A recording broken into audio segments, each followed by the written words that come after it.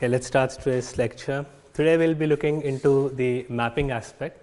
So last time we saw basically the math behind the state estimation using a Bayes filter for doing some kind of state estimation. So today we'll look in particular how do we do this state estimation where the state is the map. So, and if you read the title, it says mapping with known poses, which basically means we know where the robot is or where the sensor is. So last time we looked into a toy example where we were trying to figure out where the robot was based on its sensor. Today we'll assume that we know where the robot is and try to build a map of the environment, right? We'll also look into a few popular map representations that are out there and a couple of ways to build your own map. Okay, so one might ask the question, why do we need mapping at all? Right? So somehow mapping for robots is a similar task as if you would say what mapping means for us as humans, right? So when we go out, we would like to have an idea of where the things are. So when we use Google Maps or some other maps, we know where different things are. This allows us to plan how to go from point A to point B. The same holds for robots as well. So as long as the robots have a representation of what the world around them looks like, they can do different tasks. So one's like localization itself. So if you have a map, you can figure out where you are. So when you are on the streets, you look at the names of the roads, the intersections, and you figure out where you are. So the same logic applies to the robots as well. With maps, you can localize. With maps, you can do path planning. So from point A to point B, how do you go? You need a map to do this. Right. Similarly, if you want to do some kind of manipulation task, you again need some kind of a map. So this may not be a map on a global level, but some map on a local level. For example, if I want to pick up this remote here, unless I know where it is, I cannot pick it up. So I need some kind of a representation of the world around me. And this is what we mean when I say mapping. So if you look into the literature of mobile robotics or autonomous robots, mapping forms a huge part of it. It's one of the basic problems that you would see, and lots of work has been done in the past 20 to 25 years. We'll try to look at few popular approaches today and then see how to build maps using sensors which are usually available. Right, so if you look around the robots that are here in our lab and in general, which are the kind of popular sensors that these robots have? So maybe you recognize some of these sensors already, and it's not an exhaustive list, but it's few of the popular sensors that are used for mapping and for sensing in general these days. So on the left here is a simple plain monocular camera. So it's like the cameras we all have on our phones, any other camera. So you get basically it's an imaging sensor. It captures the light rays, gives you an image of the environment, and based on this, you could do several processing. You can figure out which are the important parts in this image, and then use this to localize, for example, or to build a map. Right? Probably you have seen this in your previous course in Photogrammetry 1. You've seen the geometry of it, the image aspects of it, and so on. And the sensor next to it is a stereo pair. It's a bit like our eyes. So if you have two monocular cameras separated with a baseline, then you're able to also predict the depth. So with these kind of cameras, not only do you get intensity image, the colors, but also the depth. So you have some more information about the environment. And if you've played some video games, you probably are aware of the Kinect. So it's also a depth kind of sensor which gives you color information and depth information. Sometimes they are referred to as RGBD cameras. RGB stands for the red, green, and blue, and the D is for depth. Right, so these cameras kind of work on a different principle than stereo for computing the depth. For stereo, you have kind of a parallax in between the views of the two cameras, and then using this parallax, you can estimate the depth of a particular object. Whereas in the Kinect-like sensors, or these RGBD sensors, they're active sensors. So basically there's an IR emitter which emits a pattern into the room. So you don't see it in the visible range, but if you look in the IR range, there will be a pattern projected in the environment, and then there's an IR receiver. It's like a camera, but a camera which can sense images, or which can sense light in the infrared region. So using this detector, it detects how the pattern was kind of distorted by the environment, and using this you can compute a depth. So in terms of the output that you get, it's similar to the stereo camera. You have an RGB image and you have a depth image. You also have similar data from these kind of sensors here. Moving on from camera-like sensors, in the bottom here are shown more laser-like sensors.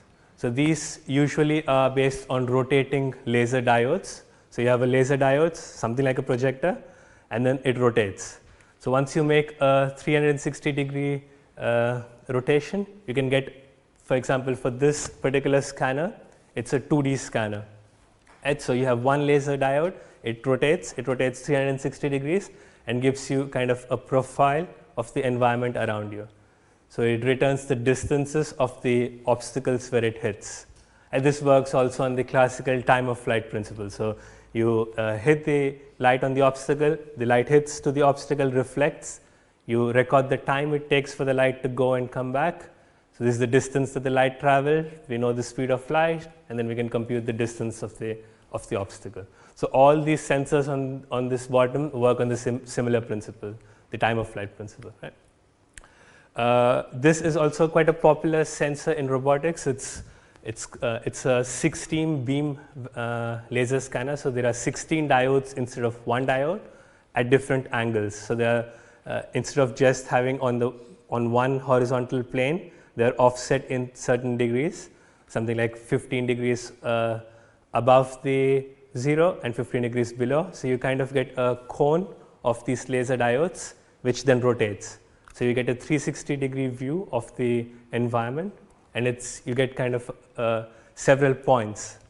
So these sensors, this one has 16 beams, whereas this one I think has 64 of them. So it's the same principle, but the point clouds that you generate, the points that you measure, are far more dense in this sensor than this one, just because there are more laser diodes which are rotating, right? So these are some of the most common sensors that you would find around on the mobile robotics aspects at least, because all these sensors are quite light. So you can put it on platforms which have to be autonomous and have to move by themselves. And so we will primarily look at mapping today for mapping algorithms using these sensors, but also in general throughout the course, also our localization algorithms, planning algorithms, so on. We'll primarily see applications of these sensors. Right? Okay, before I move on to the math part of how do we do the mapping, I would like to show you some examples of the maps and the different robots on which they are put in our lab. So for example, this is a U-bot robot. So basically this just the base with some omnidirectional wheels. This is also sometimes called as Swedish wheels. So having 4 of them, basically you can rotate on spot. So this allows these kind of wheels, allow the robots to move in the environment and also rotate on spot. So if you think of a car, you wouldn't be able to do this. You need a certain radius, a radius of curvature to make a turn, whereas this particular robot that we have in the lab has the ability to rotate on spot. And this is done kind of by using these rollers on the wheels. So there's a wheel which moves, but there's also a roller on top which is put at an angle in which allows you to have kind of a rotation motion. So these kind of robots are quite often used in indoor environments where the area for maneuvering is quite small. So in warehouses, for example, so on, where you have to make tight turns, you use these kinds of robots. Right? So the setup that we have here is that it has 2 of these 2D laser scanners on top of it, and one in the front and one in the back, and then you get a kind of a 360-degree view of the environment. So for this kind of setup, since it usually works on indoor environments, it's usually a plane. So the kind of maps that we are also looking for are planar. So for example, using the robot that we saw before, we can create a map something like of the environment like this. So this is the map of the lab here on the ground floor of the robot lab here. So we'll later look into how exactly do we generate this map. So if you just look at it, it looks a bit like the floor plan. So from the architect, when you get a plan for an apartment or something like this, it looks a bit like this. So you have the boundaries of the rooms and so on. So basically how this works is that imagine that there's a grid underneath this map. So each of the grid, you can imagine that there's a square all over the map. And then the way we represent the map is whether each of this grid is occupied or not. So it's a bit like in our room, so we have these tiles here. So you could say the room is built up of a lot of these 2D tiles.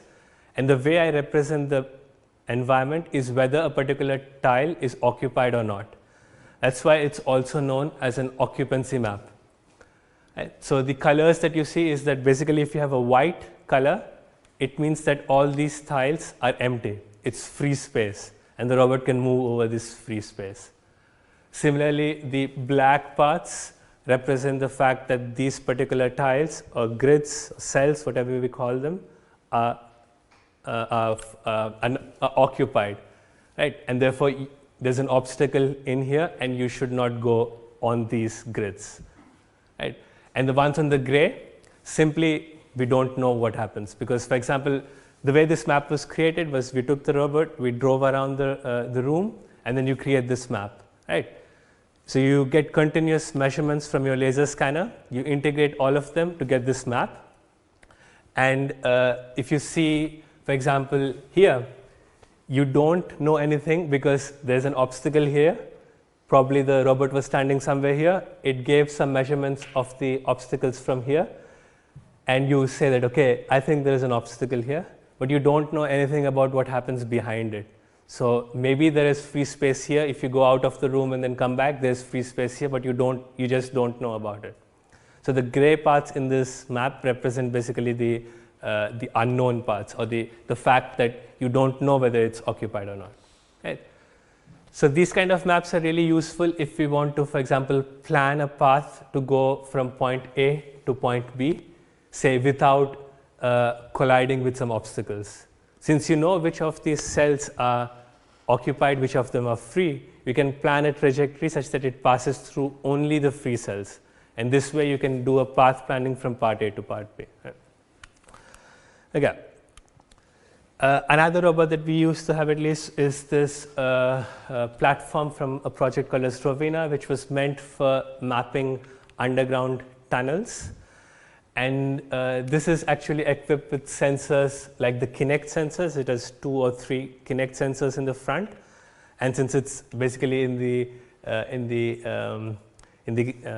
tunnels, there is no natural light. So you put some light if you want some color information as well. But in general, these sensors also work in the dark, and then you're able to recreate a map which is shown here on the left, right? So basically, the robot passed through this trajectory here. It took multiple measurements from the Kinect sensor, fused them all, and created a map of the environment. So in this case, we were also interested in not just the floor of the tunnels, but also the sides and so on. So it's more natural to use a 3D sensor like a Kinect sensor to do this kind of mapping. Right. Sorry?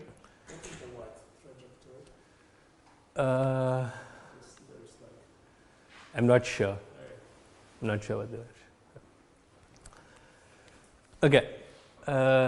Another setup that we have here, it's not an autonomous car, but it's a car which is mounted with some sensors. So this is a laser sensor which is sitting on top like the one we saw before. And it also has a camera and a GPS sensor on it. And it's a typical urban it travels in the urban environment, so along the streets and so on. So we want to create a map of the environment. So usually a 3D map of the environment looks something like this. So this is actually a point cloud representation of the environment. This is right behind the lecture hall in the parking lot. So we basically went with the car around the circle, and then you create a map of the environment, right? So this data is from the point clouds data. It was made using a 64 beam laser, so you see the map is quite dense, so you see lots of points, and yeah, basically the idea is, as we take multiple measurements, how do we update a map and keep building the environment, right?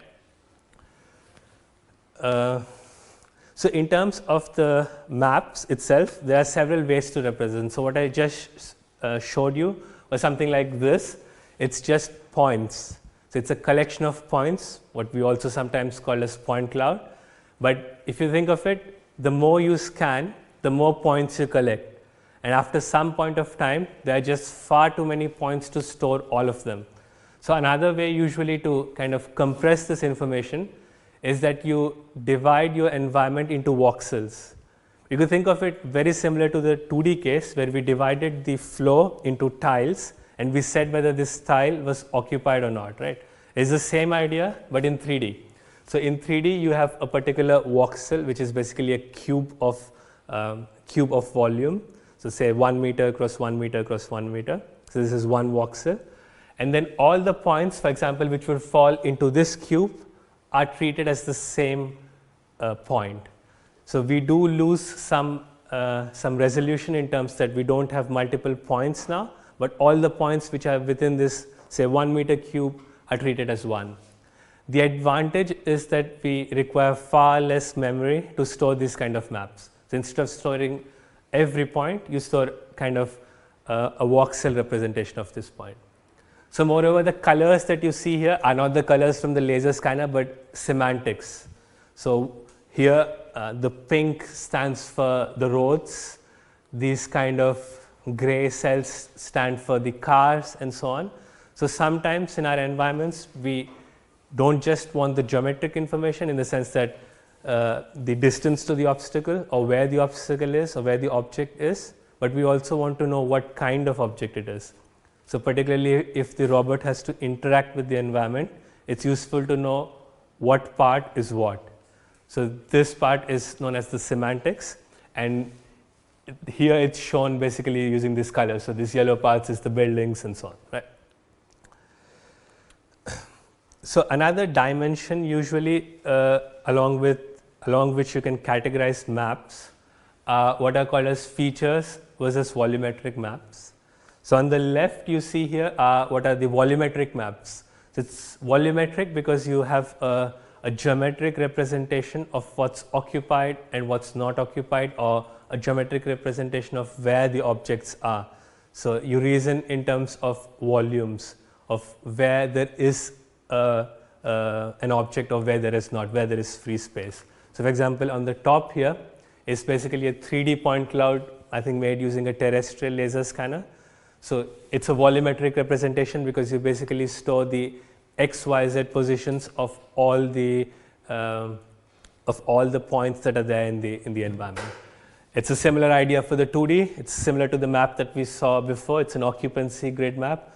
Also, it's a volumetric representation because it tells us which parts of the environment are occupied, which parts are free.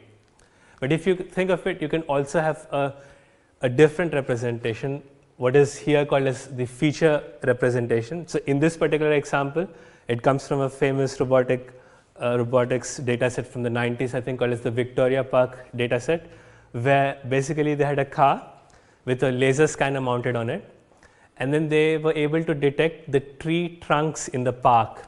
So all these yellow points, or I think, yeah, all the yellow points that you see correspond to the trunks of the trees. So one way to represent the environment would be to store all the points that this scanner had accumulated over time. Or another way would have been, okay, what are the points I'm most interested in? And these guys were interested in finding some unique points in this park, which happen to be these tree trunks. And therefore, from the laser data, they extract where the trunks of the trees are, and then they just store the trunks of the trees. In a sense, what they store are the features of that environment which they think is useful for their application. So in this case, the application was of localization. So they wanted to figure out where the robot was.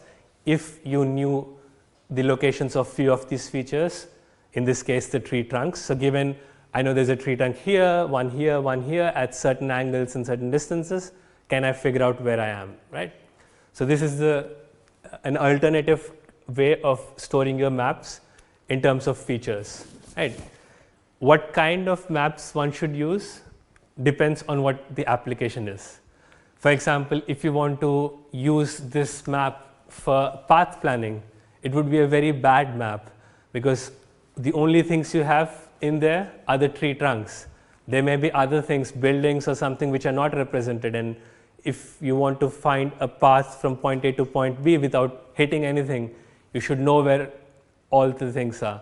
But if your application is to figure out where you are, that is to do localization, it's a fairly good representation because just using few points, you can figure out where you are. So it's a trade-off between, in this case, how many points do you need to store versus what the application itself is. So based on your application, you can choose which kind of maps that we need for the robot. So today we'll primarily be looking on the left-hand side, so how to build volumetric maps. We'll not look so much into the feature maps today. So we'll look both at some 2D examples and a 3D example to see how do we build these kind of maps. Right? Okay, before I go into the math part of it, are there some questions? Okay, so let's start to describe the mapping tasks mathematically. So using the terms that we had seen the last lecture.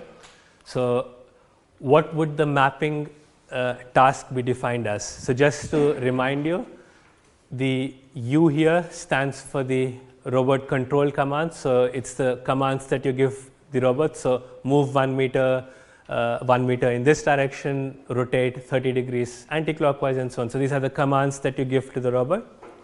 And Z stands for the measurements that the sensor takes. So if it's a laser scanner, it's the scan points that it has. If it's a camera, it's the image. If it's a depth camera, it's the RGB image and the depth map and so on. So Z stands for the measurements. M, I think this was not introduced last time. M stands for the map. So this is the random variable, you could say, which represents the state of the map that you have. And since we are looking everything in the probabilistic sense, the mapping task essentially boils down to what's the probability of a map given the robot commands that you give and the measurements that the robot makes. So the robot moves in the environment, it accumulates, so as you move, you give it certain commands and it makes certain measurements. So given these measurements and these motion commands, what's the map? Right. So the way it's formulated here is that you could have several hypotheses of maps. So there could be several maps or several configurations of maps that is possible.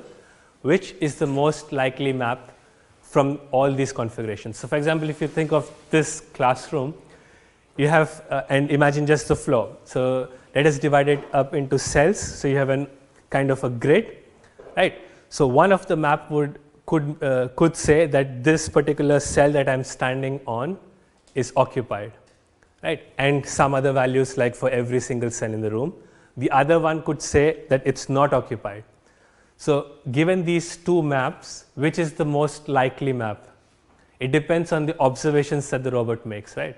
So that's why you have this argmax component here, which says that given all the possible maps that exist, what's the best map given my motion commands and my measurements? So this is the technical definition of what a mapping task is, right? But today's lecture will slightly simplify this problem in the sense that we'll say we know where we are. So the X's here basically stand for the positions or the poses of the robots. So given the fact that we know where we are, what's the best estimate of the map?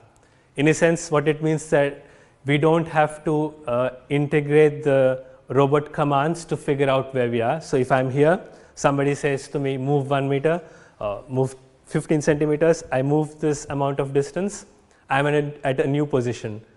But if you remember from last time, all the motions also accumulate noise.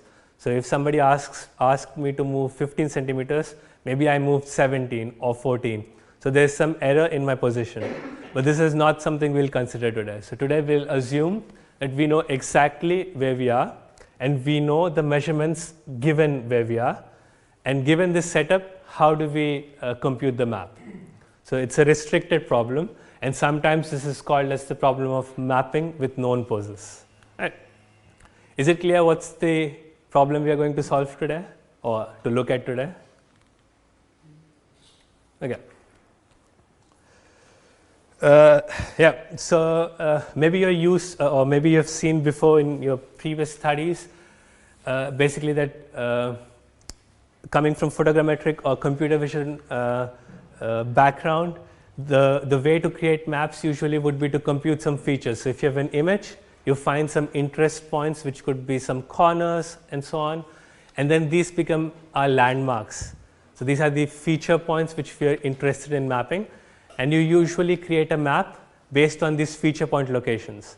Right? So for example, I could say, if I take an image of this room, I see the corners of all these windows as an interest point, and I move around the room taking multiple pictures, and I see the same corners multiple times. So using these multiple observations of the same landmarks, I can improve the positions of those landmarks itself. Suppose I see something here, so I see this thing at 7 meters, right? And then I see it again from here at some other distance, and so on. So as I accumulate my observations, I can get a better estimate of the map. Right? So this is usually done in the feature way of doing it, or the traditional way of doing it. What we'll look rather today is into these grid maps where we discretize the space. Right? So when we discretize the space, it's the same idea of the occupancy grid map. You take a space which is either 2D or 3D, and then break it up into small chunks. So if it's a 2D, break it up into cells. If it's a 3D, break it up into cubes. Right? With this structure, then the grid itself is rigid. So the whole room, for example, is built up of cubes of a certain size. Say we choose the size of these cubes to be 5 centimeter cross 5 centimeter cross 5 centimeter, it would fill up all of this room, and this would be a representation of the map that we have. Right? And then the assumption that we make is that each of this grid, or the voxel or volume that you have, is either fully occupied or fully free. This is an assumption that we make. Right? So for example, if I stand here, the grid below me would either be fully occupied or fully free. Right? This is an assumption, and this need not be always true, because if you take a cell, depends on the size of the cell of course, and I stand only on a part of it. If the cell is this big, then a part of the cell is also occupied and a part of the cell is also not occupied. But we make the assumption that if there is something in a cell, it's occupied. Right? So it's one of the assumptions that we make. Right? And this difference with the feature-based approach here is that if you have a grid size, your accuracy is limited to this grid size. So if I have a grid of 20 centimeters cross 20 centimeter, no matter how many measurements I make, I cannot create a map which is better than this particular resolution. But instead, if it were a feature kind of representation where I, for example, map this particular point multiple times, in principle, in infinite amount of observations, I can get infinitely accurate. But in the grid assumption, my accuracy is limited to the grid size itself. Right? Okay, on the other side, so this is a disadvantage that your accuracy is limited to the grid size. On the other side, you have the advantage that you don't need a feature detector. So usually the sensors don't directly give you features, but rather some raw measurements. So if it's a camera, it gives you an image of the room, and then you need to figure out which are the interest points or the landmarks. So you need to design a feature detector, and this feature detector may not always work perfectly. So if I am looking for corners in an image, maybe some of the corners are not always found. Right? So the advantage of using an occupancy grid kind of a concept, or a grid map concept, is that you can work directly with raw sensor measurements rather than first having to extract some features out of it. Right. Again, like we saw before, this basically an example of a 2D occupancy grid. So just to remind you again, the goal is to build such a map given multiple scan observations. So the robot moves around in the environment, takes scans. Since the scanner of the robot has only a certain range, say 10 meters radius, so at each point maybe it only observes a part of the environment, and as it moves you need to build the whole map together. And also imagine that you can take multiple observations of the same point, right? So if you are standing here, you took some observations, you move a little bit, you were standing here, you took some observations here, then you moved here, you took some observations again. So the same parts of the environment are being seen multiple times, and the algorithm that we'll see today is how to fuse all these measurements properly or in a probabilistic way, right? Because each time you measure, maybe there is some noise, right? So how do we get a better kind of map than just one noisy scan? This is what we'll be looking at today. So before I start the proof how to do this, or the math to how to do this, there are actually a few assumptions on which this algorithm is built, and we'll first go through these assumptions. Right? So the first assumption is the assumption that an area in the grid is either completely occupied or completely free. It's like I explained you before. So imagine this world, a 2D world with 4x4 grids, right? So either you have space which is completely occupied, which is represented by black, or you have parts of the environments which are completely free, which is by the white.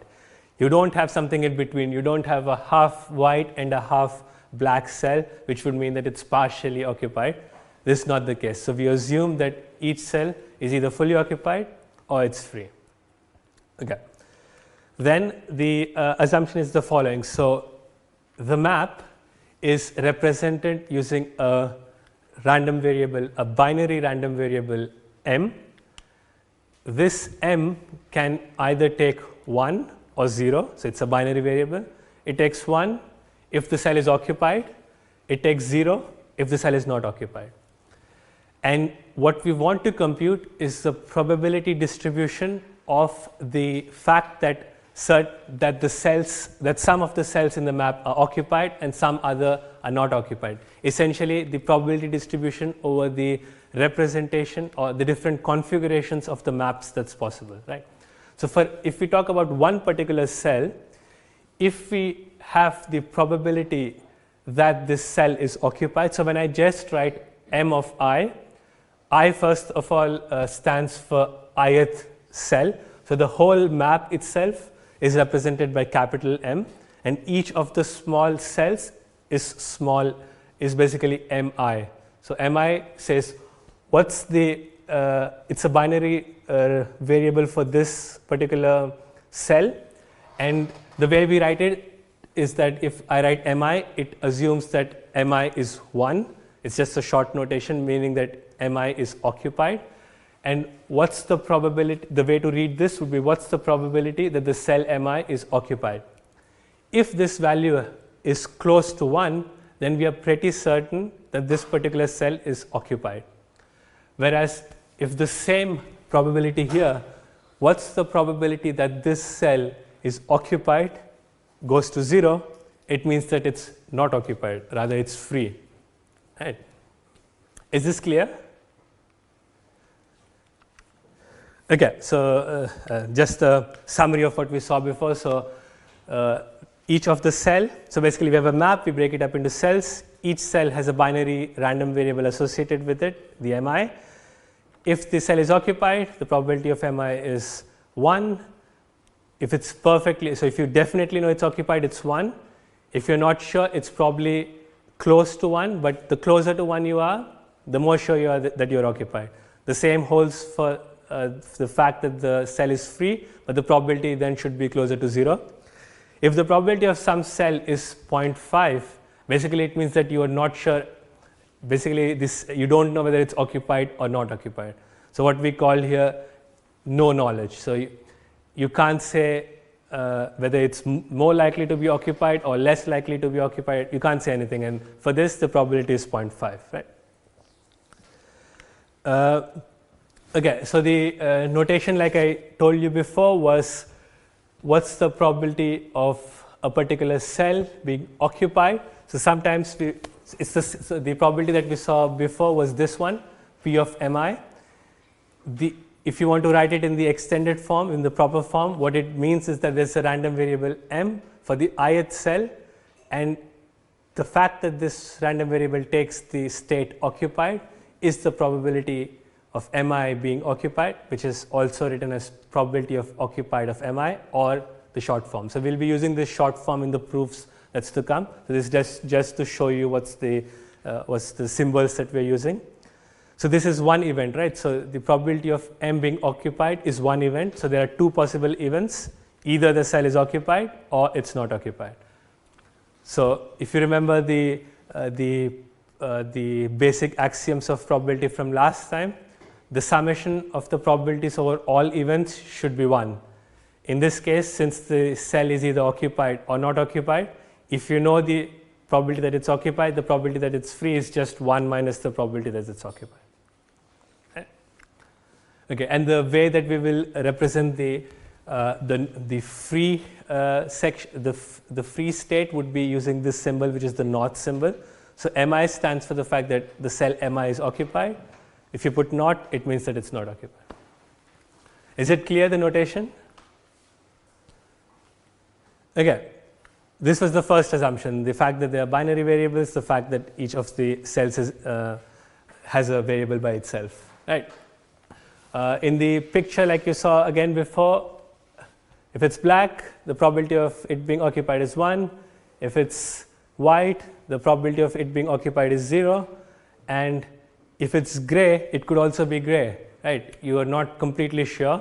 And in this particular case, the probability of it being occupied is 0.75 and it being free is 0.25. So you will see that when we create a map, it's not all black and white. So black would mean that it's occupied with this probability of 1. White would mean that it's free that you're sure that it's free.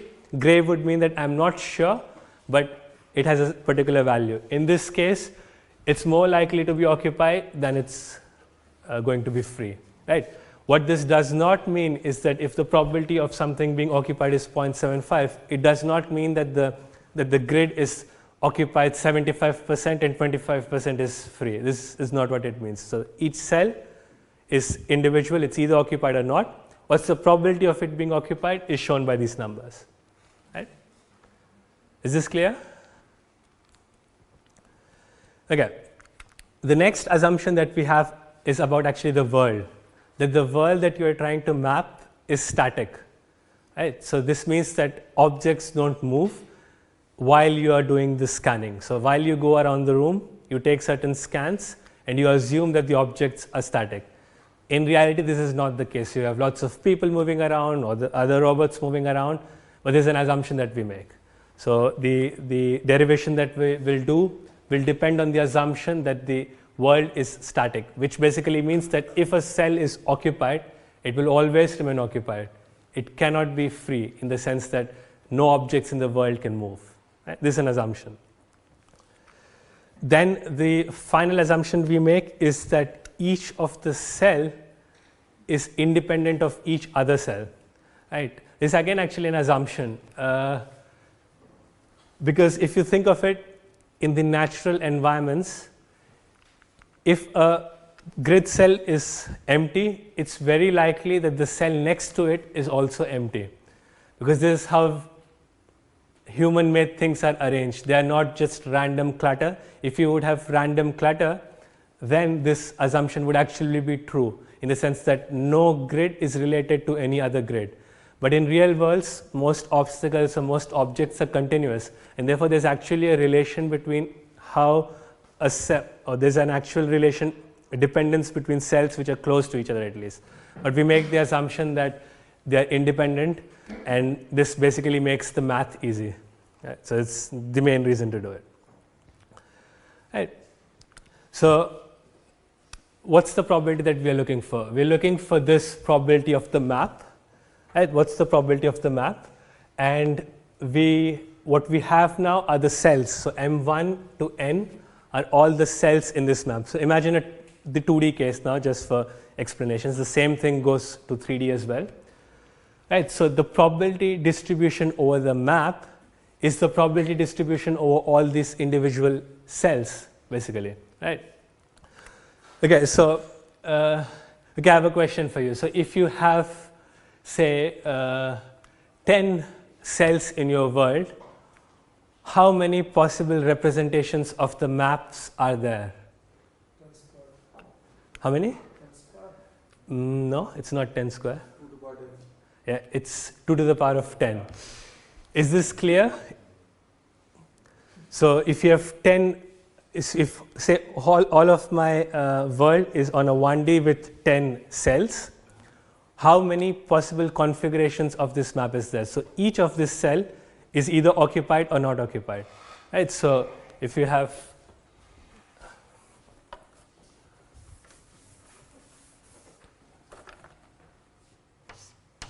so I'll not draw all the 10, but something like this.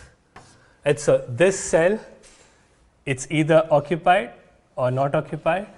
So there are two ways in which this cell could be. The same for this, the same for this, and so on. So the total number of possible configurations is 2 times 2 times 2 times 2 n times, which is 2 to the power of n, right? So what this probability distribution basically represents is that for a particular configuration of the map, which means one particular configuration would be that this is occupied, this is empty, this is occupied, this is empty, right? The term here on the left basically says what's the probability that this is the actual state of the world given of all the possible configurations. So there are all the possible configurations of the world, each of it could have been occupied or not. We have a particular configuration which is this occupied, not occupied, occupied, not occupied. What's the probability that this is the actual map? This is what we're actually looking for, and this is the problem of mapping in terms of probabilities. Right? How can we make this easier? So for 10 cells, it's 2 to the power of 10, basically, which means there's 1024 values. So if you were to build a table of this distribution like we did last time for this for a 2-variable example, this would be basically 1024 numbers. But this is exponential, right? So if I have 100, it's already 2 to the power of 100 values. So your table will blow up. What's the way we can reduce this complexity? Using one of the assumptions.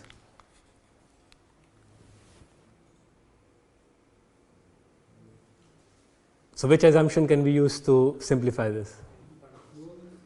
Sorry? Yes, the independence assumption. Right, so if we assume that each of this cell is independent, we can write this probability distribution function on the right, which is huge, into something simpler. Now it's just a product of individual cell probabilities. So now if I have 10 states, 10 cells, how many probabilities do I need to represent this particular value here? So before I needed 2 to the power of 10. How many do I need now?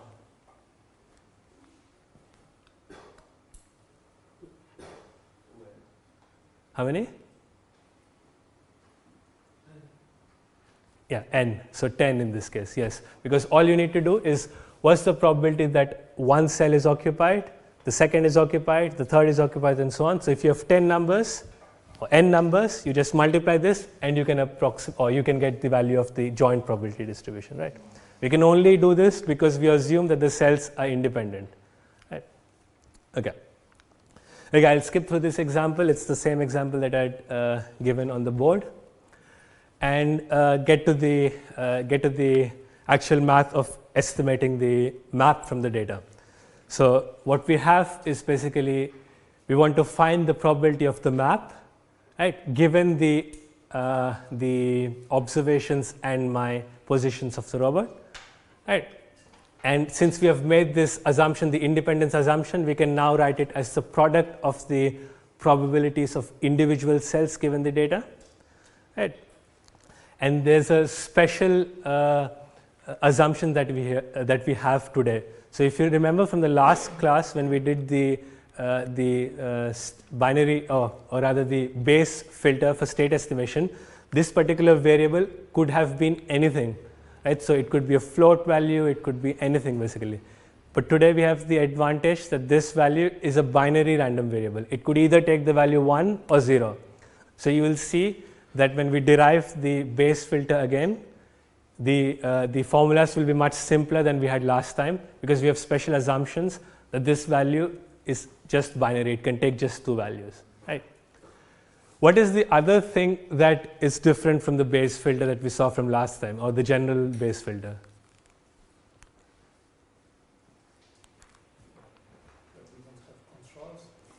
Yes, this is true. So we only have we know the positions. This is true. Yes. What else? We're trying to find something constant over time.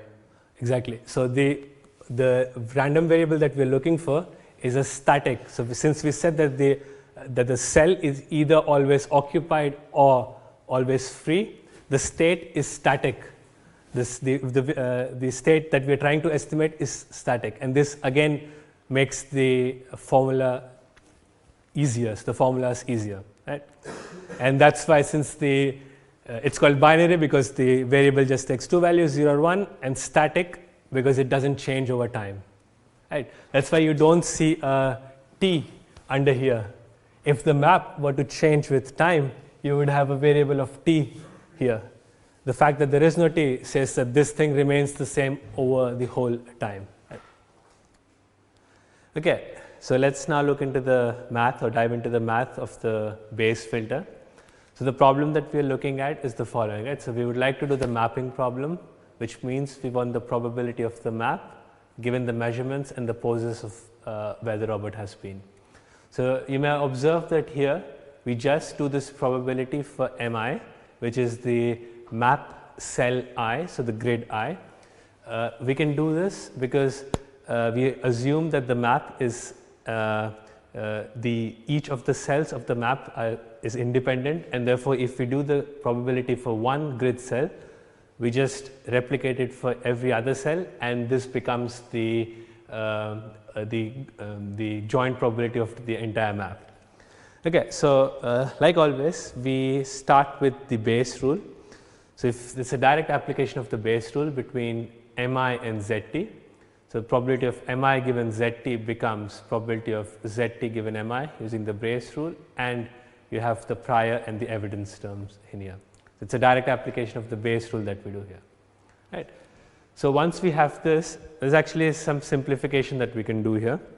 So if you look at the first term here, this computes the probability of the measurement given the map, all the past measurements and the past poses, right?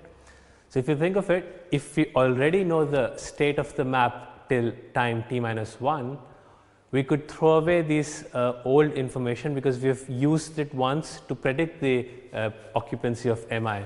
Similarly with the poses, all the poses from time 1 till t minus 1 don't add any new information. So this is the Markov assumption that we have done, and this is one assumption, one simplification that we do here. So the previous measurements go away, and we don't really care about the past poses either, right? The other small simplification we could do here is in this second term, which calculates the probability of the mi, so the grid I, given the past observations and the poses from 1 to t. But if you think of it, think of the last pose xt, it doesn't really give you any new information, because at xt we don't have any measurements. We only have the pose at xt, but no corresponding measurements. So without the measurement, we really don't know, or we really can't learn something more about the map itself. Except there's one case, for example, if your robot or the sensor is standing in a cell which is supposed to be occupied, and therefore physically it's impossible to stand in a cell which is occupied, and therefore your knowledge of the pose gives some idea that, okay, since you are in this grid which is supposed to be occupied, it's very unlikely. But we'll ignore this for the current moment. All we will look at is the poses up to time t minus 1, right? Okay, let's see what's the next step here. Right, so what we do here now is apply the Bayes rule again. So we had applied the Bayes rule first time here to switch between m and z in the conditional probability, and we reapply this Bayes rule again here to invert back the relation.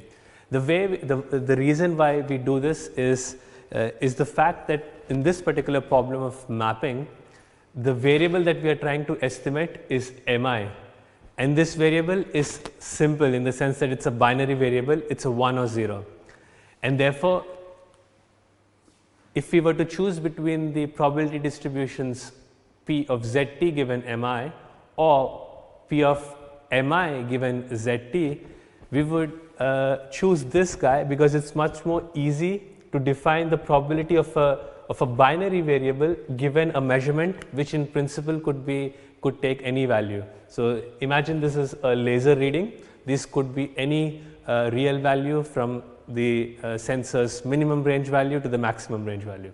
So to define a probability distribution over all the measurements that the sensor can make given the map is hard to model with respect to the fact that if you just have to model if a particular cell in the map is occupied or not given the measurement. So for example, if I stand here now, I stand on some grid, a small grid, I take a measurement, right? So say the measurement says it's 3 meters. If my grid is close to 3 meters, I could say this particular grid is very likely to be occupied. This is my model. If I were to model the other way around, that's what's the probability of zt given mi, which means that given that I am here, what's the probability that I can get a value of 3? This depends first of all on the type of sensor you use, but this also depends on lots of variables. For example, what's the is the wall reflective, or what's the error in the measurement and so on. So it's far more difficult to model the what we call the sensor model. So because we give a probability distribution for the measurements given the map versus the inverse sensor model where we describe the map given the measurements. So this is the reason we reapply the Bayes rule here, right? So then once we have this term, we apply the Bayes rule. So we again switch mi and zt like shown here, again with the prior and the evidence, and all we do is we replace it. So we use this formula here, put it here, and we get the next step, right? So now we've come to the following formulation. So we've used Bayes rule a couple of times. We've used the Markov principle or the Markov assumption, and then if you look at this, there are a couple of other small simplifications that we could do. For example, on the denominator here, this term, the probability of the occupancy of the grid given the position, we could apply the same logic like we had done in the first step, and then say that the occupancy of the map at any grid does not depend where the sensor is if you have no measurements. Since there are no measurements here, there is no new knowledge to be gained about the map, right? So this is a similar assumption, a similar independence assumption that we had made in the first step, right? Now comes the interesting part. Because the way we have modeled the map, that is it being a binary variable, so mi can be either 1 or 0, right? So we can make the same computation that we did here, but for the exact opposite event, right? That means that instead of computing the probability of the grid being occupied, we compute the probability of the grid being free. So it's just not occupied, right? It's exactly the same formula. So this formula here, you see it's long, but it's exactly a copy of this formula here, except for the fact that mi is replaced by not of mi. Right? We could only do this step because of the special property or the special or the simple property of our variable, which is that it's a binary variable. Right? So if it were an ordinary random variable which could take many values, this step wouldn't make much sense. Right? So on the top we have the probability of the event that the cell is occupied. On the bottom, it's the probability that the cell is not occupied, and these are the only two states in which a particular cell can be. Right? The advantage of doing this is that we can do further simplifications. If we just divide the two terms that we saw before, that is probability of the cell being occupied divided by the probability of cell being free, we could actually get rid of some of the redundant terms here. So you can see that this particular term, probability of the measurement given the pose, appears both in the numerator and the denominator. We could get rid of this. We can also get rid of this term, which is some kind of conditional dependence of the current measurement based on the previous measurements. Right? So we could make this simplification. Right? All we have done is make the division of make the ratio between the probability that the grid Mi is occupied to that of it being not occupied. Okay, let's see what else can we do. If we rearrange the paths a little bit or the terms a little bit, we actually see a pattern here. So like the last class where we had derived the Bayes filter or a general recursive Bayes filter, there is a similar pattern here where we have a recursion. So if you look here, the term that you have here is essentially the same term as you have here.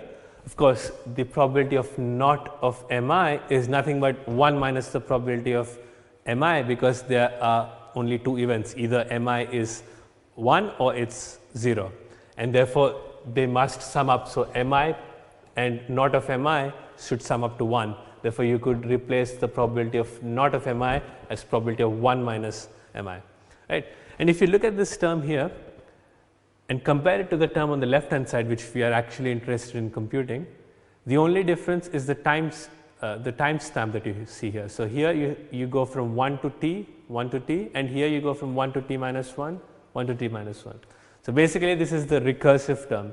This is the probability at the time, or the ratios of the probability at time t minus 1, and on the left hand side is this ratio at time t. Right. What are the other terms? So this is the recursive term. What's this term here? Right. So if you look at this term and we focus on the time index again here, this only depends on the time t, which means that using the current position and the current measurement, what's the probability that my cell is occupied or not? So this is kind of the information that I get from the present scan. This was the information I got from my previous knowledge, this or the previous measurements. This was the information that I get from the current measurement. And if you look at the corner here, basically this is a way to incorporate some prior information of the environment. So in most cases, P of Mi is initialized as 0.5, which means that we have no idea whether a particular cell is occupied or it's free. When you have no prior knowledge about something, we usually initialize this probability of a grid being occupied or being free as 0.5. But you can think of situations where you are mapping areas which are very sparse, for example, and it's very likely that most place that you map is actually empty with respect to the fact that it being occupied. You may think to initialize this to a much lower value, meaning that you expect that the most regions in the map or in the environment are actually empty. Right? Okay, so what we see now here is a recursive formulation for updating the probabilities. Actually, it's not the probabilities, but the ratios of probabilities.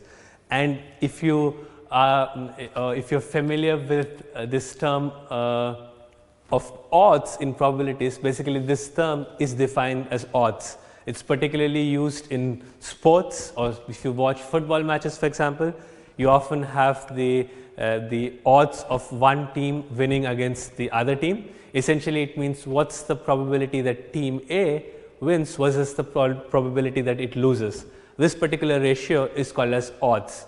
So, essentially what we have here is that a recursive formulation to update the odds of whether a grid is occupied or not occupied. The reason we went to the ratios is that we were able to simplify the equations, get rid of basically these extra terms which we now don't have to define at the cost that now we have ratios instead of the actual probabilities that we want to calculate. But we will see soon that this is not a big problem, because there is an easy way to convert from odds to the probabilities.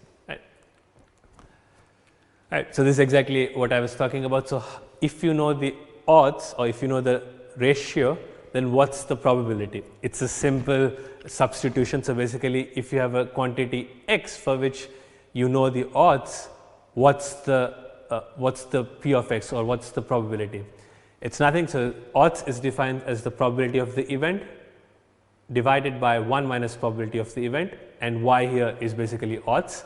And if you do a simple manipulation, meaning you take this term up here, do the division and so on, you come up with this equation where you have a relationship between the probability over the random variable x and the odds here defined by y. So, if you know the odds, you know the probability, or if you know the probability, you know the odds, right. So, this is a straightforward formula to do this, right.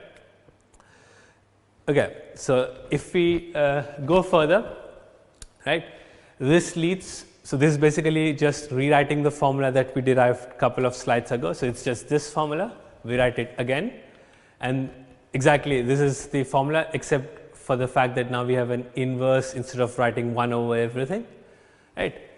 What can we do next? So, basically whenever if we have multiplicative terms and we want to get additive terms instead of multiplicative terms, one of the tricks that is often applied is to take the log of that quantity, because log of a quantity which is multiplied is the same as the log of those individual quantities being added, right. Traditionally, when this algorithm was first invented in the 80s, the processors, it was easy for the processors at that time to do addition than multiplication. So, this was the reason why it was done in the 80s, but now there is no real computational gain of converting multiplicative terms into additive one, except that the formulation is really nice in the sense that we can treat our formulas as the new value is some old value plus the update plus the prior. So, we will get some simpler or nicer looking formulas, right.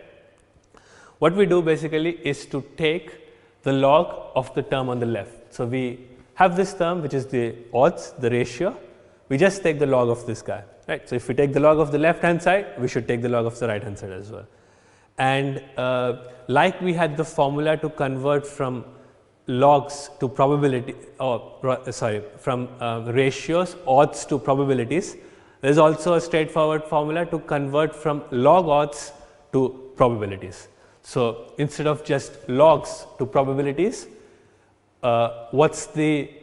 instead of just odds to probabilities, what is now the formula if you have log odds to probabilities, right. It is also quite straightforward. So, basically we had before here odds, now we take the log of those odds, and on rearranging you find that the probability of the random variable is 1 minus 1 over 1 plus exponential of the log odds. So, essentially we have a formula mapping the log odds to the probabilities, because if we should remember that this is the quantity that we are actually interested in, but we do the updates in terms of the log odds, because it gives a nicer formulation. So, this nicer formulation that I am talking about is basically this guy here, right. So, what we are interested is in the log odds of my grid or the map being occupied in terms of my other terms. So, in terms of the measurements that I take at time t, in terms of my previous odds at time t minus 1, and in terms of the prior. So, if you compare it to the formula here where you have large big terms multiplied with each other, we can now kind of write it as an additive paths here. So, this is the advantage of taking the logs, where we can now formulate our update rule just as an basically an addition over the log odds. So, what this says is the log odds at time t for the grid mi is nothing but the log odds at time t minus 1 for the same grid, add the information coming from the inverse sensor model, and if you have some prior, also integrate the prior. So, now we have kind of a nice one line equation for updating the occupancy of a given cell, right. So, the term that we will be looking into detail later on would be this inverse sensor model, because essentially this is the term which brings new information to the mapping. So, given your measurement and where the robot is, how do we make this update? This is defined by the inverse sensor model. We will see in a couple of slides how to define this, for example, for a laser scanner, right. So, if we have this formulation where we have a recursive formulation to update whether a cell is occupied or not, we can write or we can summarize it as a pseudocode or as an algorithm. Basically, the input to this is the log odds, which is the occupancy information at time t minus 1, the position of the new sensor, and the current measurement. So, the current pose of the sensor, the current measurement, how do we get the new log odds? What we are interested in is basically in L of t comma I, right. So, what we do is, since we had made the assumption that each cell can be independently updated, we can basically compute the log odds for each cell separately and just combine them at the end, right. So, what we do is, for each of the cells, we check if the measurement passes through the part of the environment that we are interested in. This basically means that if I am here and I take a measurement here, the map that I should update most probably lies in the region from my sensor to the part where I am looking at. There is no use in updating some map far away, given that the measurement is taken in this region, right. So, to do this, what we do is just look at the map which falls in the perceptual field of the Z of the sensor. So, this of course depends on the type of sensor you use. If you are using a 360-degree laser, then you have to look into all the directions. Of course, laser scanners still have a maximum range till which you can perceive. So, you should look at all the area which falls within the expected range of the sensor. So, for each such cell or each such grid that lies in the perceptual field, we apply our update rule that we just derived. The new occupancy log odds is nothing but the old odds plus this value that the inverse sensor model gives, which we will see in a second, and the prior information. Basically, we repeat this for every cell, and at the end of this, we will have log odds for each cell of a map, which we can then multiply to give a probability of the whole entire map. And this is basically this is the mapping problem that we were looking to solve, right? And it's also a recursive problem. So, at each time you keep getting as the robot moves, you keep getting new observations, and you can since you know the position where you are getting these observations from, you can update the map. Right? So, basically this is the algorithm that you will also use in your assignments to implement a simple 2D occupancy grid mapping. Okay.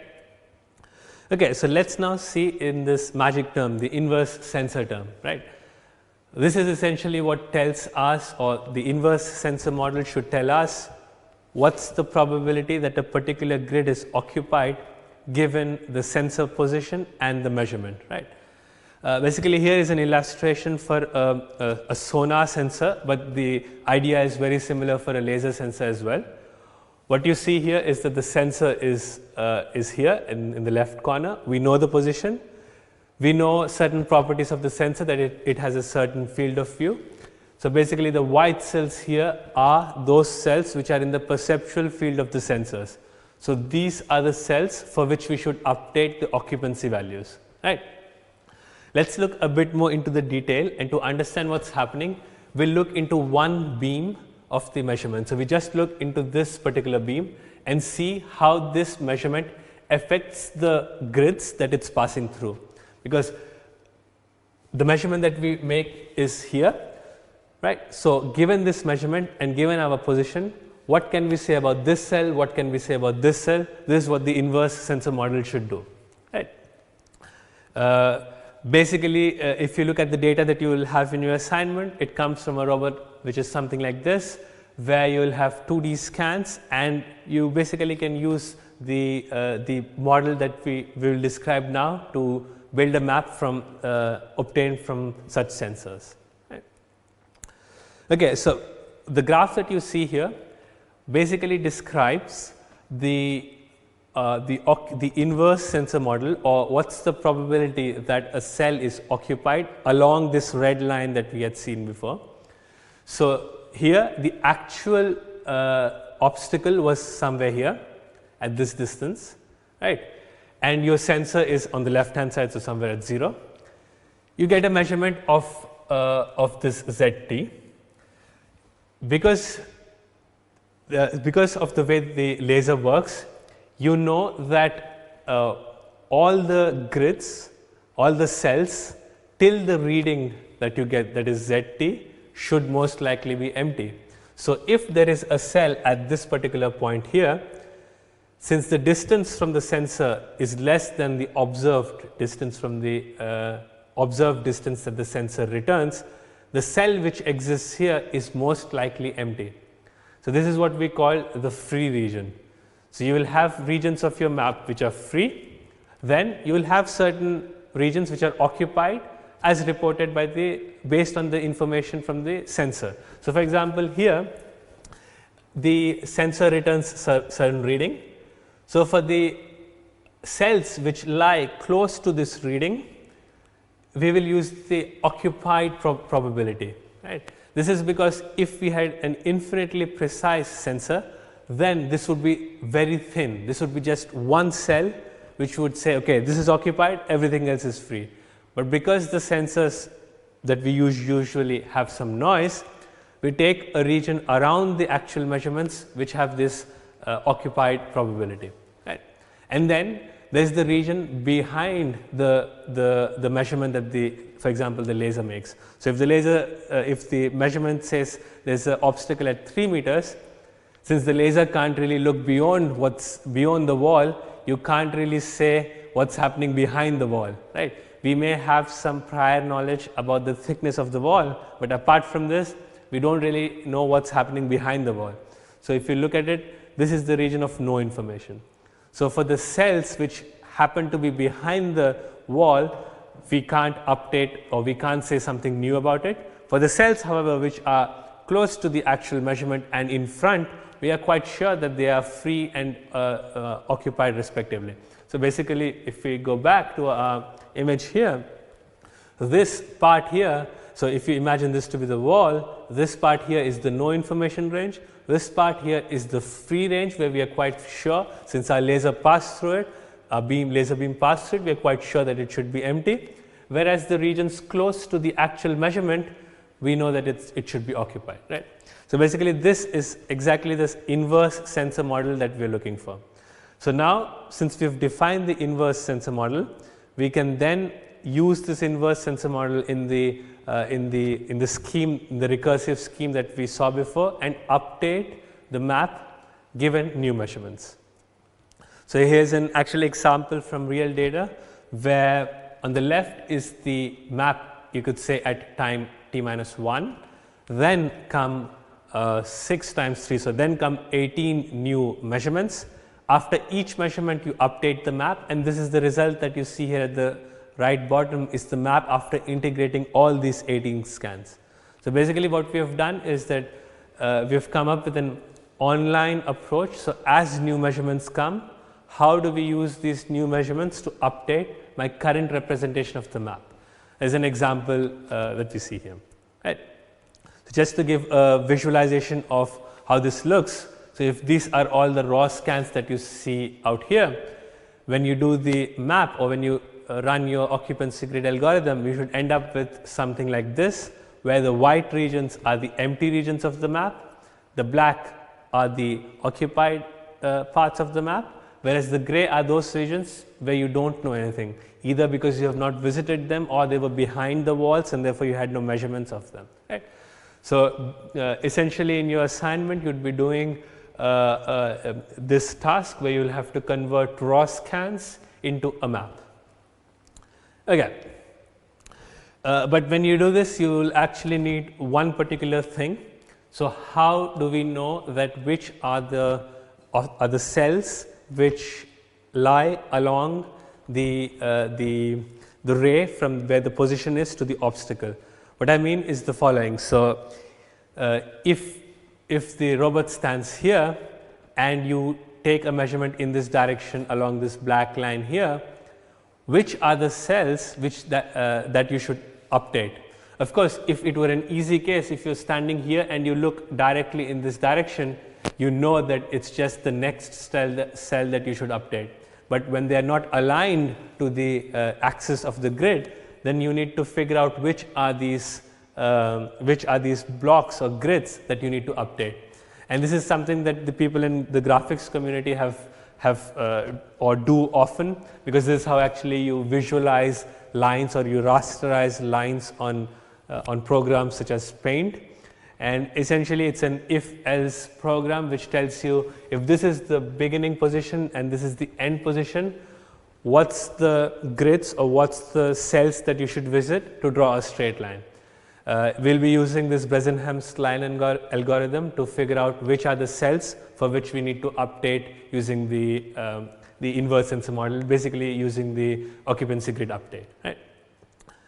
Okay. Now I'll show you an example of basically how this looks like. So here the yellow circle here basically is the robot, and as it moves it acquires new measurements and integrates them to the map that it builds. So you may also observe that if as the robot sees some places multiple times, the value changes from more gray to black. This basically means that since you have more measurements, you are more certain whether a position is occupied or not. And if you remember, if it's white, it's occupied. If it's gray, it's somewhere between 0 and 1. So you're not sure if it's occupied or not. Whereas if it's black, you're quite sure that it's occupied, right? So essentially, this is the map that the robot built after moving around these two rooms, right? Okay. So just to summarize what we have seen, basically the occupancy grid mapping is a way or is an online approach which gives you a way to update the map using the current measurements. And the way we do this is by making certain assumptions. The assumptions is that the map is represented by a collection of grids or cells, and each of this cell is either occupied or not. So it's a binary random variable which represents your map. And then we also assume that the environment is static, so nothing is moving in the environment. And finally, we assume that each of these grid cells can be updated independently. So with these three assumptions, we are able to come up with quite a efficient algorithm which is allowing us to update the map given the current measurement. Right. Also, as we have seen, there is no need for pre-computing any features.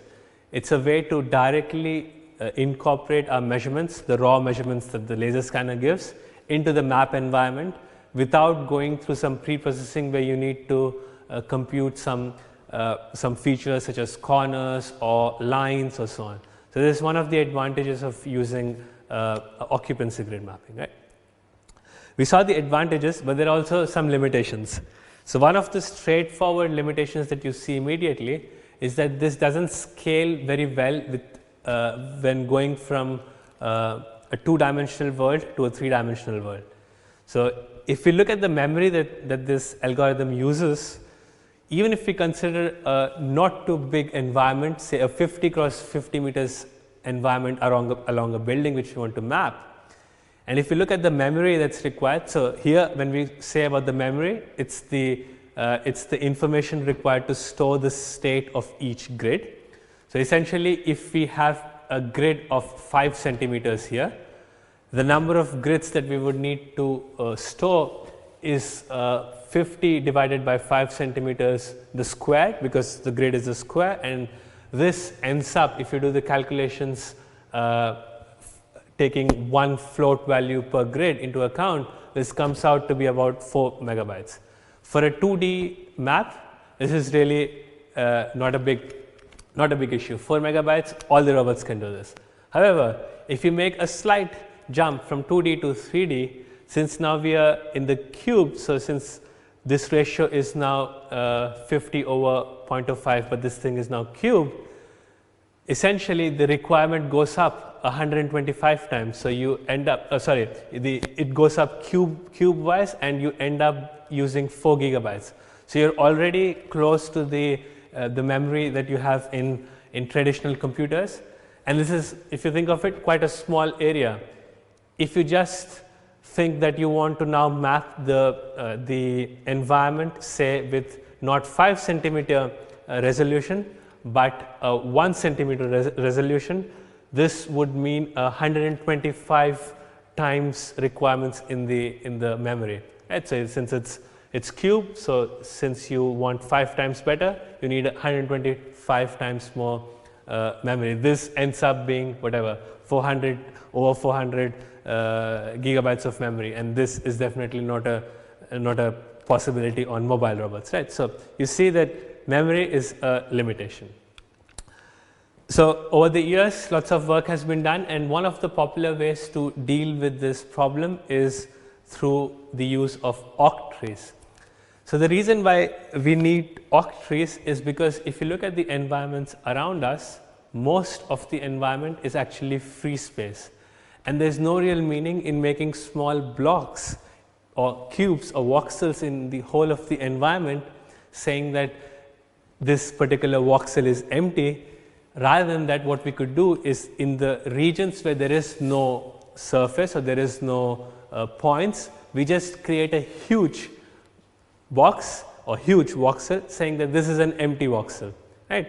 This way we are able to come up with an efficient approximation of our grid. So instead of having a regular grid, we have a tree structure like grid where we make smaller voxels only in places where there is a need, where there are some objects to be covered, right? So I won't go into the details of how exactly one should build these trees, but once you build such a representation, the memory requirements come down drastically. And there's a popular framework out there which does occupancy grid mapping in 3D using the octrees ideas, and this framework is called as Octomap, and it's an open source implementation. It's available online, and if you are interested in running it, here's the website where you can get the software. The main advantage of this framework is that it implements an efficient octree for representing the memory, and this way we don't have to have a regular grid and store the whole occupancy for each small grid as well, right? So here are actually some examples of maps which are made using these Octomap software. So for example, here it's roughly the size that I was talking to you before, so some 50 meters cross 50 meters, and it's an indoor environment. The robot walked through or ran through the corridor of this office environment, and this whole map that you see here is a few megabytes only. So instead of having to store gigabits of information, we are able to have an efficient representation of the environment using the octree idea, and are able to actually build this map in an online fashion. This also extends to bigger environments. So if you now consider an outdoor environment where this is actually a campus, and similarly the robot goes around the campus, which is I guess a few hundred meters, and now when you want to build this much larger than the previous example that we saw, but again for a reasonable resolution we are able to represent the whole 3D map in the matter of few megabytes. So this Octomap is quite efficient in terms of memory usage, and it's quite popular in terms of 3D mapping these days, right?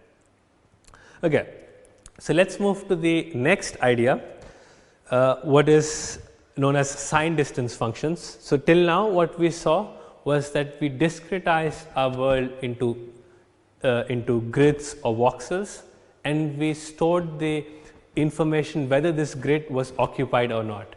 Right. The idea with sign distance functions is instead the following: we still discretize the world, but instead of just saying whether a grid or a voxel is occupied, what we tell or what we store in this grid is the distance to the surface. Right. So, if there is a grid, so for example, if we consider this surface here, the voxel in front of it will store the distance from the center of that voxel to the surface, whereas the voxel behind it will store the distance of the center of the voxel to the surface in the opposite direction. So, what this basically allows us is the following. Before we see what it allows us, let us see an example and compare what the two different representations look like. So, on the top we have the occupancy grid maps, the map which we have been considering till now. Here it is a 1D world. So, here are the different grids that we make, and consider an example where we know that the sensor is here and it makes a measurement of 1.8 meters. Right. The way we would update an occupancy grid would be, we would put 1 in the regions where there is actually obstacle. So, in this case, since the measurement says that most likely this particular block is occupied, we say we put 1 there, whereas for the cells which are in front of this occupied cell are zeros, and the ones behind them are just 0.5s because we do not know anything about them. Right. So, this is what we have been seeing till now. Instead, in the SDF or the signed distance function representation, what we now do is that for the cell here, we store the distance to the surface. Right. So, if we imagine the surface to be here, right, the distance from the center of this cell to the surface is 0.3, because here basically we consider each cell as one unit long. So, the center is at 0.5, and since this surface somewhere is at 0.8, we store the value 0.3 here. Right. And we also put the sign. So, the sign in the sign distance function stands for the fact that you have an idea of the direction to the surface. So, when we put a minus, it means that this center of the voxel or a grid here is negative, which means that it is in front of the surface, whereas if the value is positive, it is behind the surface. Right. So, in terms of memory, we are using exactly the same amount of memory. We are still storing 4 float values, but rather than just storing 0, 1s or 0.5s, we are actually storing a signed distance to the surface. Right. It's this way of representation is also sometimes called as an implicit representation, and the reason for this is that instead of saying which parts of the map is occupied or free, or instead of directly putting the information of the surface is rather implicit in the values here, in the sense that the surface is that point where the value changes from a negative to a positive. So, rather than saying that the surface is here, what we say is that the surface is the part or is the point where the function changes the value from a negative to a positive one, or the function is or the surface is at the 0 of this function. This is an implicit way of representing the surface. Right.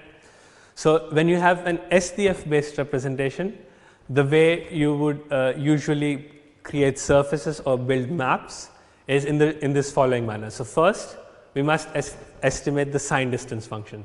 So, using some algorithm, using the measurements from our sensor, we first need to estimate the sign distance function. Estimating the sign distance function essentially means what are these numbers, right. Once we have these numbers, we need to figure out where the 0 crossing is, which means where the function moves from a positive to a negative value. Once we know this, we know where the surface is, right. So, for example, here again just to visualize how this looks. So, this is the previous example where we had, and if we have the sign distance functions, we build this particular values, then to find out where the surface is, essentially one of the simplest ways is to do a linear interpolation.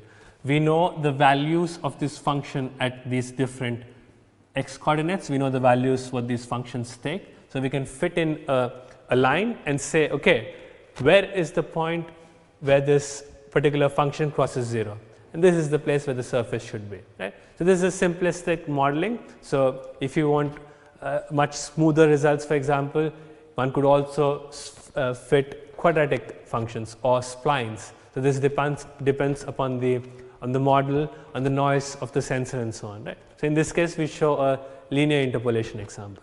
Right. The other thing that's necessary while defining a sign distance function based approach is what is called as the weighting function, because if you think, so what you see here on the x axis here is basically the distance from the sensor. Right. So, if the sensor is at the origin, here we measure the distance, and on the y here we show two things, one is the weight and one is the sign distance function. So, at the surface the sign distance function takes the value 0, in front of this surface it is a negative value, and behind the surface it is a positive value, right. But the limitation here is the following. So, the way we want to model is that since the sensor cannot actually see beyond the obstacle, we do not want to give too much weight to the sign distance values that happen beyond the actual measurement. And the way to incorporate this is through these weight functions. So, essentially the sign distance function then becomes a multiplication of the weight function with the pure sign distance function. And what happens is that after some distance behind the actual obstacle, we consider the weights of these sign distances to be less and less prominent. This way we also incorporate some amount of background information of how thick we assume the obstacles to be, right. The thing is, behind the actual observations there we do not know what is happening. So, to actually know, we would have to go around and see what is happening. So, instead of doing that, what we say, okay, we give full weights to the measurements up to the actual measurement and also a small area behind the measurement. So, this will help us fuse multiple measurements, as we will see in the next slides. And farther from that, we say, okay, do not consider the distances there, right. One of the advantages compared to the occupancy grid map that we get by using sign distance functions is that the noise gets averaged over time. So, for example, if the actual surface is somewhere here and we make two measurements, one slightly underestimating the surface and one slightly overestimating it, right. And once we have these multiple measurements, since we fuse these distances coming from multiple measurements, we can actually get the correct position of the surface by fusing multiple of these measurements. And we see actually how to do this. So, let us first also visualize how this looks in a 2D example. So, similar idea, all the distances or the signed distances outside the surface should be negative, the distance on this surface should be 0, and the ones inside are greater than 0. Right. What is the first step? First, we create a grid, because to store the sign distance function, we basically store this value at each of these grid locations. Right. For each one of these grids, what we can do is we go to this grid point, then say what is the distance to the surface. Then we look to the nearest point on the surface and say this is whatever 0.3 units. We store this value 0.3 units here with a negative symbol because it is outside, and similarly we repeat this for every single cell that you see here. So, for the red cells that you see here, these values would be positive since they are inside the surface, whereas the blue values here will be negative. Right. It is similar to what we saw in the 1D example, and basically to get the surface, once we have the blue values and the red values, so with the actual values, we would find the 0 crossing, and this would define the surface. Right. One of the critical aspects here is how do we actually find the distances from each point to the to the surface. Because if you think of it, one then needs to find which is the nearest point on the surface, and this is not a trivial problem. So, a naive approach would be compute the distance. For example, if we want to compute the sign distance function for this particular voxel, we compute the distance to every point on the surface and take the minimum of this. So, this would be the signed distance function for that value, but this is really inefficient. So, you need to do this multiple times, and in a 3D example this just blows out of this just becomes infeasible. So, one of the tricks that is usually done is what is called as the projective sign distance function. Right. So, instead of actually storing the Euclidean distance to the obstacle, you store the projective distance, and this comes from the fact of how the sensors measure. So, for example, if you have a camera here or even a laser scanner here, and you want to measure the sign distance function for the sign distance value for this particular voxel here, an easy way would be to just use the information coming directly from the sensors. Since we know that the sensor beam passes through this voxel and hits the surface some distance, so the sensor would return this particular value here, right. So, the distance from here to here, and we know the position of the sensor, which means we know the coordinates of this point and this point, and therefore, we could simply using Pythagoras theorem compute this distance, right. From the measurement we get this distance, using the known position we get this distance, then we can basically store this particular distance, which is the projective distance, as the sign distance value. So, what we have avoided is, instead of computing the Euclidean distance to the nearest point, we now basically just store the projective distance, right. This is an approximation. Ideally, one should store the Euclidean distance, but since this is difficult to compute for real structures, what we do is just store the projective distance, and the hope is that once you make the measurements from multiple viewpoints, the projected distance that you have is not such a bad approximate of the Euclidean distance that you have, right. There is another simplification that one does usually, is that instead of storing the sign distance values all over our environment, we store them only quite close to the actual surface. This way, we do not have to maintain lots of points, for example, here, which do not really say so much about the surface, right. So, this is the reason it is also called as truncated, because we truncate the sign distance to the to grids which are close to the surface, and we forget about the paths which are far away from it, right. So, it is a truncated sign distance function, and the way it is usually used in practice is in the projective sense. So, instead of storing the Euclidean distances, we store the projective distances, right. Okay, so, if we think of it, so now in this 2D example, we have our grid, we have for each value a distance, a projected distance, for example, and like we had defined before, each of the grids also comes with a weight, right. Once you have these weights and the distance, the question then becomes, how do we update these weights? So, as the camera moves or as the sensor laser scanner moves, you get new measurements. How do I update my sign distance field or the values at these different points given a new measurement, knowing I have some value from the previous iteration? So, how do I do this incrementally, right?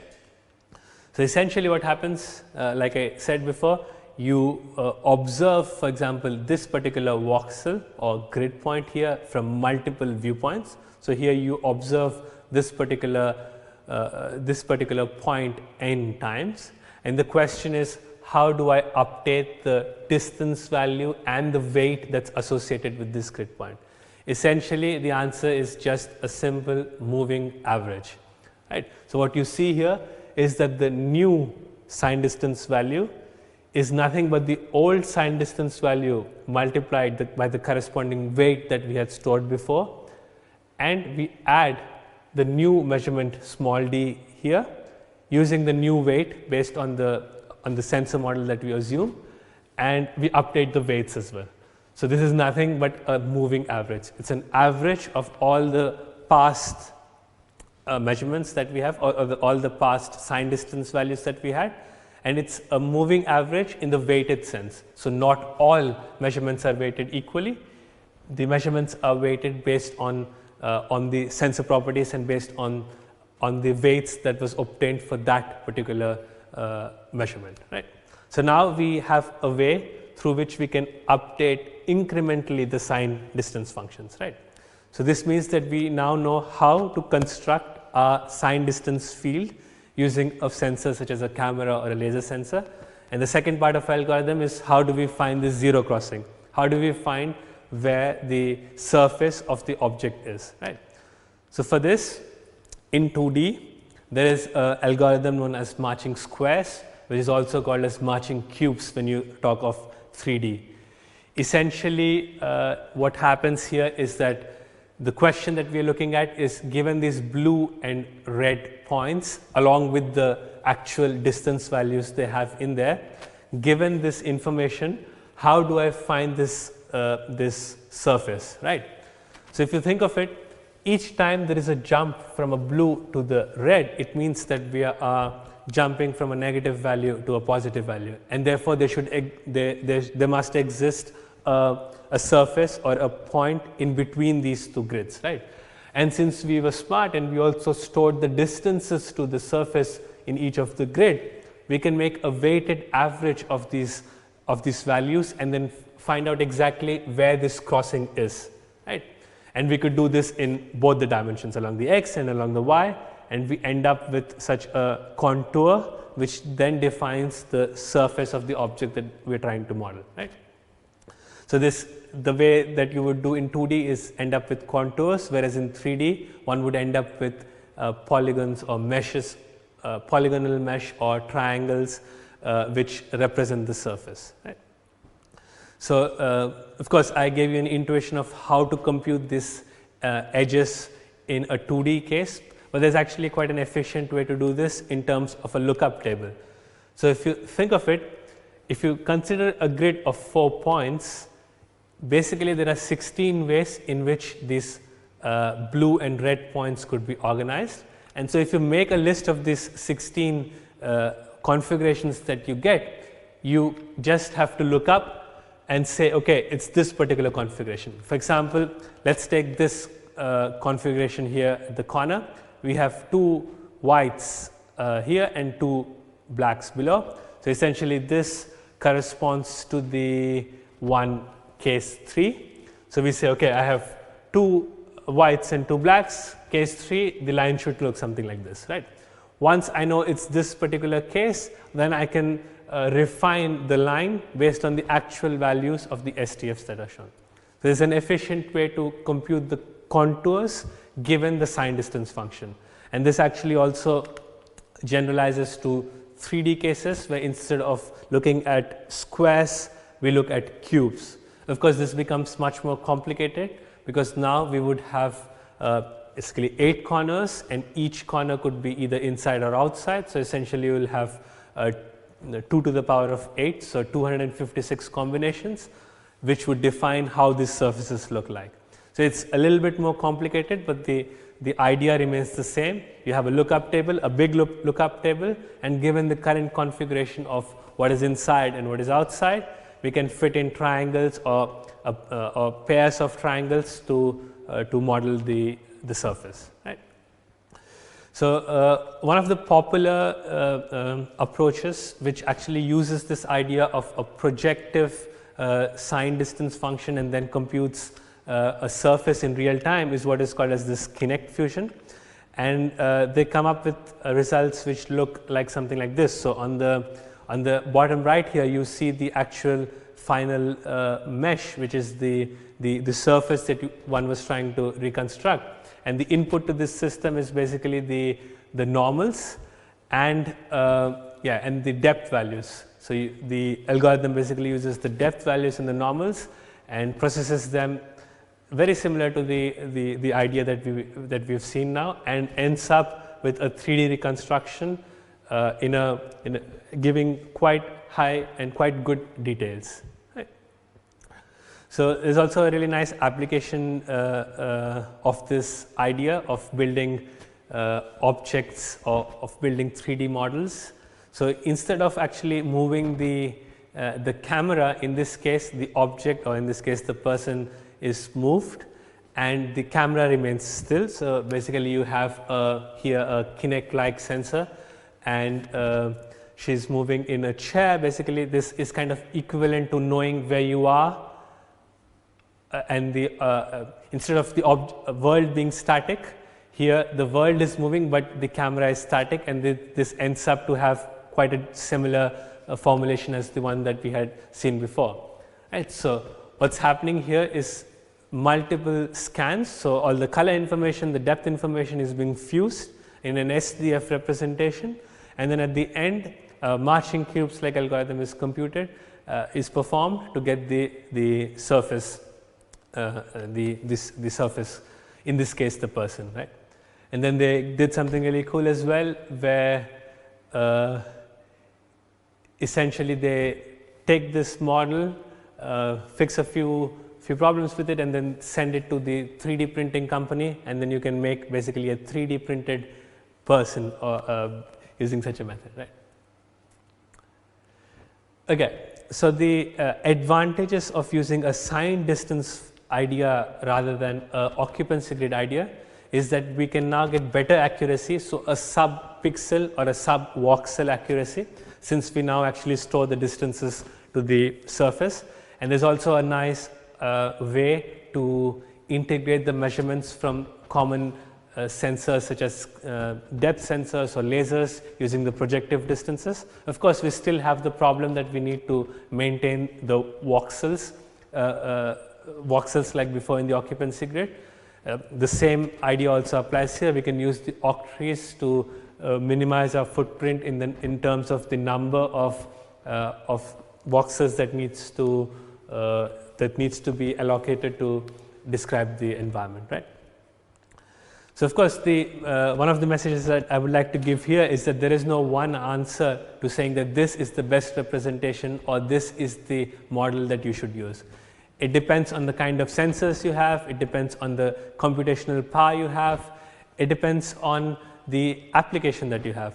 So, given all these considerations, one can consider occupancy grid mapping in 2D as a good representation. For example, if it's a cleaning robot going around on the floor, probably a 2D occupancy grid map is good. But suppose you want to have a high fidelity 3D reconstructed object, then probably a voxel based representation with a sign distance function is good, right. Of course, apart from the two representations that we saw today, there are also many other representations in which one can represent the environment, right. Okay, so with that I end today's lecture, and if you are interested in knowing the literature, these two are from the probabilistic robotics book, which goes through the proof of the static state binary filter and also the idea of occupancy grid. And if you would like to read more about the octomap idea or how to perform SLAM and even create nice looking 3D models using the STF idea, the references are here.